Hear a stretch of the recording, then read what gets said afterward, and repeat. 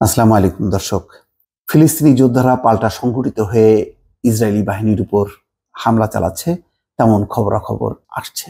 সেই খবরের একটি খবর হচ্ছে শিরোনাম, ইসরায়েলি ট্যাঙ্কে নাটকীয়ভাবে ফিলিস্তিনি যোদ্ধাদের গেরিলা হামলা। এই খবরে বলা হচ্ছে নাটকীয়ভাবে ফিলিস্তিনি যোদ্ধারা ইসরায়েলি বাহিনীর উপর গেরিলা হামলা চালিয়েছে। তাদের হামলায় ধ্বংস হয়ে গেছে ইসরায়েলি প্রতিরক্ষা বাহিনীর অত্যাধুনিক ট্যাঙ্ক। অভিযানের পুরোটাই ভিডিওতে ধারণ করা হয়েছে। এ সংক্রান্ত ভিডিও আল জাজিরা আরবির হাতে এসেছে। পরে ভিডিওর ক্লিপগুলো যাচাই করে এর সত্যতা পেয়েছে সংবাদ মাধ্যমটি।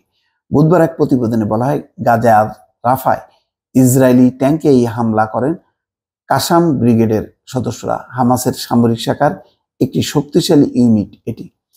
ভিডিওতে দেখা যায় রাফা শহরে ট্যাঙ্ক ও বুলডোজার নিয়ে অবস্থান করছে দখলদার সেনারা। ফিলিস্তিনি যোদ্ধারা পার্ক করা ইসরায়েলি ট্যাঙ্কের খুব কাছের একটি টানেল থেকে হঠাৎ উঠে আসেন।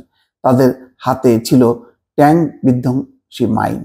মাটির নিচ থেকে যোদ্ধারা উঠে আসার ঘটনা ছিল অপ্রত্যাশিত। সেখানে অবস্থান করা দখলদার সেনারা সড়ক, খোলা মাঠ ও ভবনের দিকে নজর রাখছিলেন। এই সুযোগে যোদ্ধারা মাইন নিয়ে সেনাদের চোখ ফাঁকি দিয়ে ট্যাঙ্কের দিকে এগিয়ে যান। তা কৌশলে ট্যাঙ্কের নিচে স্থাপন করেন। এরপরেই দৌড়ে টানেলে ঢোকার প্রাক্কালে বিস্ফোরণ ঘটে।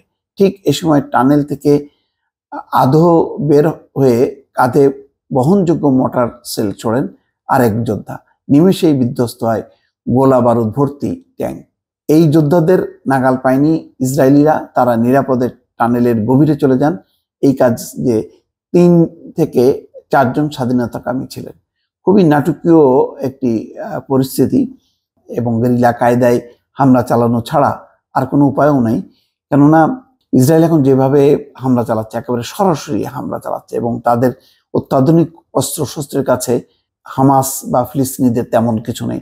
সুতরাং তাদের এখন গেরিলা কায়দায় এই অভিযান চালানো ছাড়া আর কোনো উপায় নেই। ইতিমধ্যে রাফার বেশ খানিকটা ভেতরে তারা ঢুকেছে, কিন্তু প্রতিটা পদে তারা বাধার মুখোমুখি হচ্ছে এবং প্রবল প্রতিরোধের মুখেও পড়েছে। আর যারা মধ্যস্থতা করছিল তারা ইতিমধ্যে বলেছে যে এই রাফাতে হামলার কারণে এই পুরো যুদ্ধবিরতির যে আলোচনাটা, সেই আলোচনাটা থেমে গেছে। ইতিমধ্যে কাতার হতাশা প্রকাশ করেছে। তারা বলেছে যে এই ইসরায়েলের এই আক্রমণ বা অভিযানের কারণে এই আলোচনাটা এগোচ্ছে না, মাঝপথে থেমে গেছে। এর মধ্যে মার্কিন যুক্তরাষ্ট্র শত চেষ্টা করেও কোনোভাবে আটকাতে পারছে না। তারা তাদের হতাশা ব্যক্ত করছে, অস্ত্র গোলা বারুদের চালান আটকে দিয়েছে।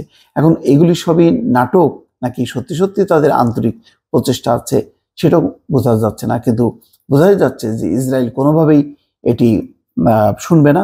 এবং ইতিমধ্যে যারা ত্রাণ এবং মানবাধিকার সংস্থাগুলো তারা বলেছে যে রাফায় যেভাবে অভিযান শুরু করেছে ইসরায়েল, তাতে মানবিক বিপর্যয়ের একটি শঙ্কা রয়েছে। দর্শক ভালো থাকবেন, আল্লাহ হাফেজ।